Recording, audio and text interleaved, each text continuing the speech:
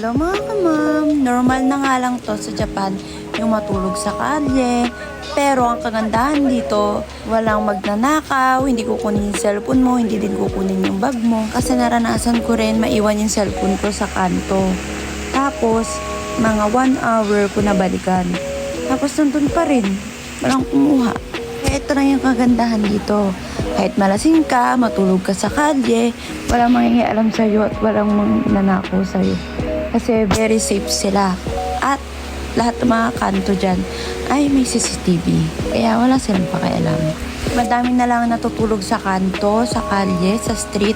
Kasi pag nag-drive sila dito, huli at makukulong sila.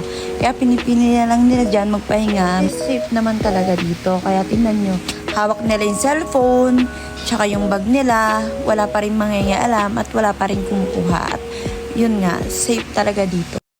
Yun, pauwi na nga kami dito ng katrabaho ko. Tapos, nakita namin to. Siyempre, nakimichismis ang mga person. Lagi kami nakakita ng ganito pag umuwi. At saka, parang normal na lang dito sa Japan yung ganito na scenario. Yung pa nga, nakikita namin sa daan, natutulog na lang. Hindi sila pinapakialaman ng mga tao, hindi rin sila nananakawan. Yun lang yung maganda dito. Kahit makatulog ka sa labas, kahit yung cellphone mo nakawagwag dyan, yung wallet mo, yung bag mo, walang magnanakaw sa'yo, walang kukuha ng gamit mo. Kahit nandun ka lang sa kalye natutulog. Kasi guys, naranasan ko rin matulog nang lasing ako.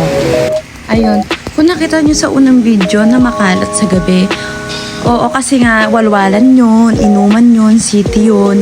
Pero may nagwawalis, may nagpupulot pa rin ng mga kalat. Pero pag sapit ng umaga, malinis na yun. Tingnan nyo yun dito. Hanggang babay ka po, ang linis, diba? Sa gabi lang talaga. Kasi syempre, inuman, walwalan talagang madami. Pero pag sapit ng umaga, napakalinis na. Tingnan nyo yun dito. Habang nababay ka po, ang linis, diba? Kaya, malinis pa rin talaga sa Japan.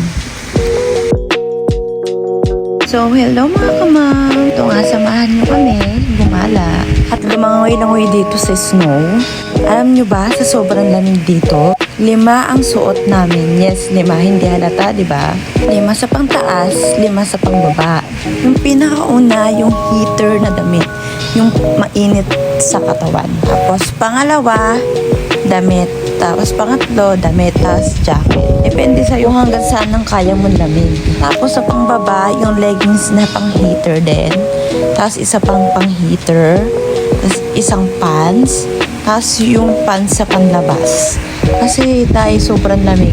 Tapos sa medyas, 3 din. 3 yung una pang heater na medyas. Pangalawa yung normal na medyas. Tapos yung makapal na medyas sa labas. Hindi kami sanay sa lamig, kaya doble-doble talaga yung suot namin. Nginig ka talaga, dahil